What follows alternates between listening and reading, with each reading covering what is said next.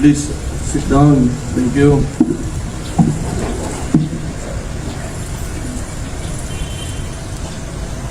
Police Brigadier General Wilson B. Soliva, outgoing City Director Police Colonel Alberto Panyalupas, incoming City Director Police Colonel Richard P. Batang, Police Lieutenant Colonel J.G. Clamor, Police Colonel Gilbert C. Ilagan, Councilor Luna Acosta, Mr. Angel Sumagaysay, Colonel Darin Comea, fellow workers in government, sa atuan tanan diri may hapon sa inyohan tanan. Yes, sir. Okay. So first of all, dako kog pasalamat sa Police Colonel Lupas.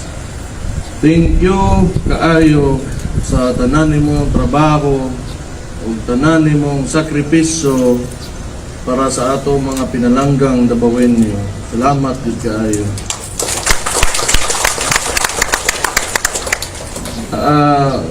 Amigo ta, okay, niya makitaan ko nimo diha sa masugatan ko nimo storya ako, amigo ta, gusto ka mangita ka storya na alam ko para nimo kay ako malipayon kay ko gitarong gud nimo imong trabaho unya gialagaan gud nino ato mga tao, mga Dabawin. Salamat di kaayo anak. Karon so ingon ani nagsugod ako ang termino nga kasagaran sa kong oras gihatag nako sa mga rural areas nato diri sa Davao.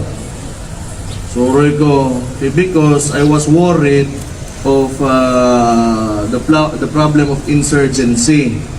No, kana mga NPA or other terrorist organizations nga nagakos og samok sa itong mga rural areas.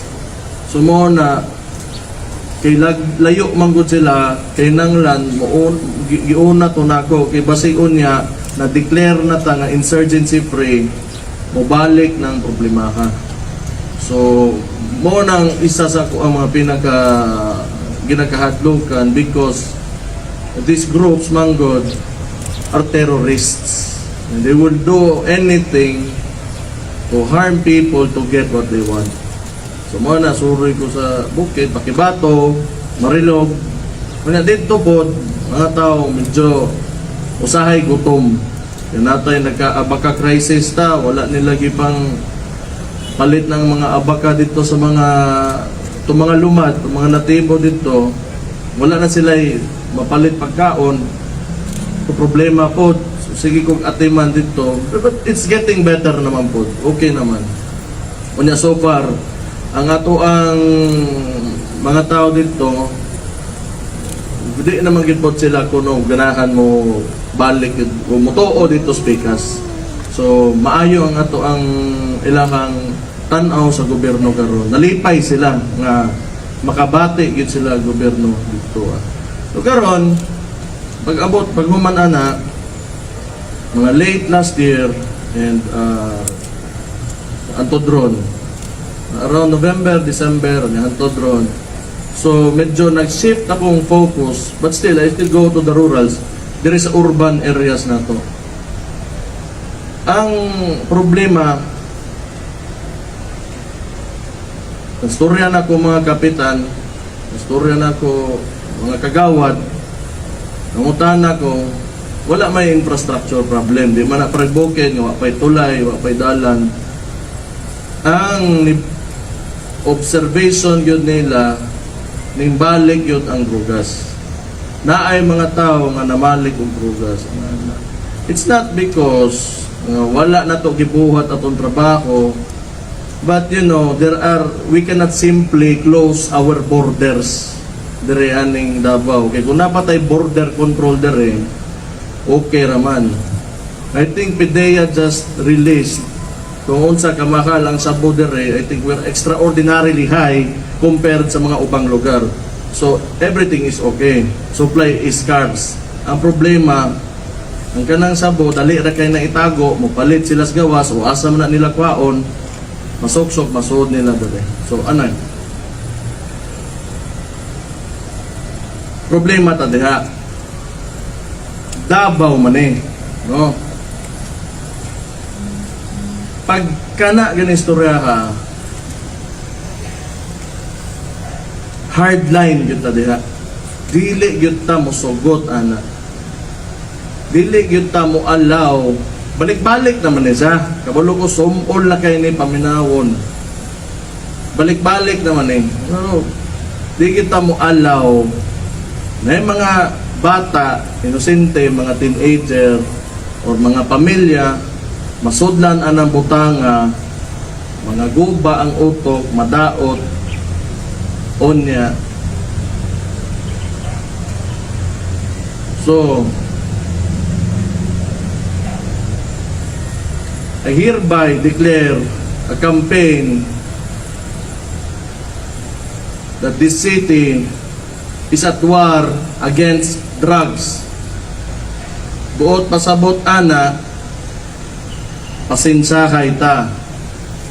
Tagaan ta mog oras, muhawa mo dire, ug gabaligya mo droga.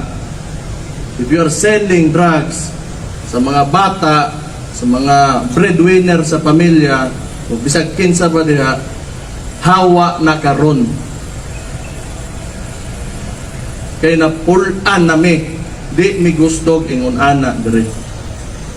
So this will be your chance to get out of this city.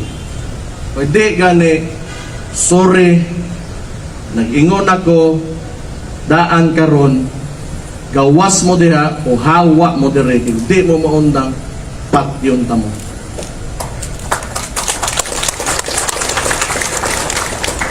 Di mao na, because I have gathered enough information kani sa mga densely populated barangays nato, and I have the data. Undang mo, di gani, wa ko'y mahimo para ninyo. Wala tay makayay, basta kay giingnan na mo, hawa mo dire. Ayaw mo ko ano. But anyway, aside ana, okay raman. Mga bugoy, magin na from time to time, di man na sila mawa. Pero mga maoy-maoy lang, we can forgive that. Di magin na malikaya, di mahubog na unsa. Walay abusado. Walay ka ng angas, ng magbuli-buli, everyone. Okay na na. Labi na kung kita nasa serbisyo, politiko, polis, sundalo, best behavior kita while out on the public, nata sa publiko.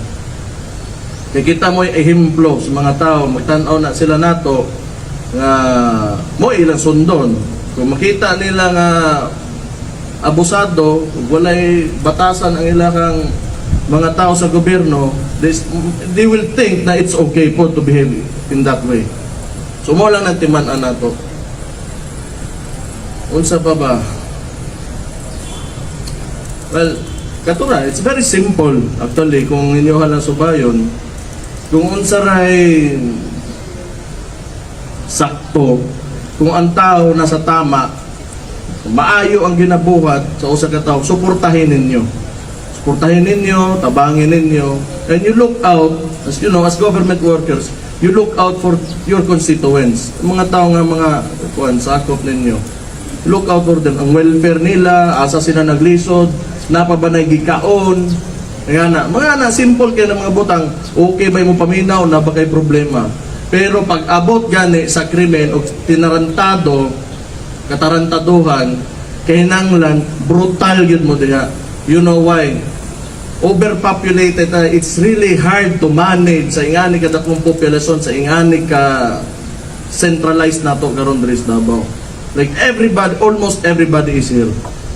Almost everybody. We have 4 million, 4.5 antibuo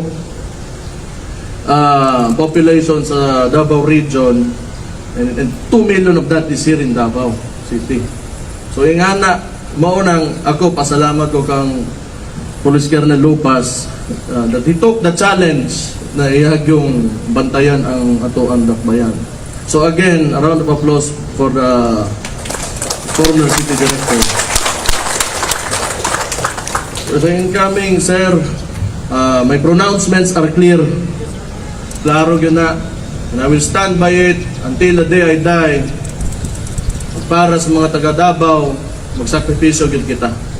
Mao ra gyud na. Kung gusto ninyo nga moasenso pa ta, musaka pa ta o mulabaw pa ta sa asa tagaron, sakripisyo. Kay kung dili kita ang magsakripisyo, ang masakripisyo ang mga tao. Mao gyud na.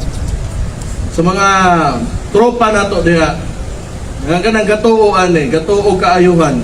Salamat kaayo sa inyo ha. Di na ko kalimtan ang inyong ginabuhat para sa mga tao, ang inyong kaayo sa mga tao. Maura na ako malipayon kaayo nga nakakita ninyo karong adlaw, ug nalipay pud mo nakita ko ninyo. May hapon sa inyong tanan and God bless you all. Thank you. Thank you so much, sir. Once again, ladies and gentlemen, Davao City Mayor, Honorable Sebastian Z. Duterte. Thank you, sir.